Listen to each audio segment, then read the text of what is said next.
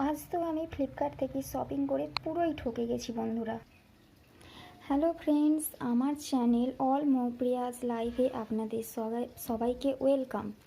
আমি আজ একটি ফ্লিপকার্ট থেকে শপিং করেছি এবং তার রিভিউ আপনাদের সাথে শেয়ার করতে যাচ্ছি। প্লিজ পাশে থাকবেন। আমি ফ্লিপকার্ট থেকে একটি ট্রাউজার প্যান্ট অর্ডার করেছি এবং দেখা যাক সেটি কেমন এসেছে। যতদূর আমি দেখতে পাচ্ছি প্রোডাক্টটা রং প্রোডাক্ট এসেছে, আমি খুলে দেখে নেব। তো দেখুন বন্ধুরা, প্রোডাক্টটা সম্পূর্ণ রং প্রোডাক্ট এসেছে। আমি অর্ডার করেছিলাম একটি গ্রিন কালারের ট্রাউজার প্যান্ট, যেটা সাইডে পকেট ছিল, কিন্তু এটা একটি নর্মাল ট্রাউজার প্যান্ট এসেছে যার কোনো পকেট নেই এবং কালারটাও ডিফারেন্ট ব্ল্যাক কালার এসেছে এবং কোয়ালিটিটাও ততটা ভালো না।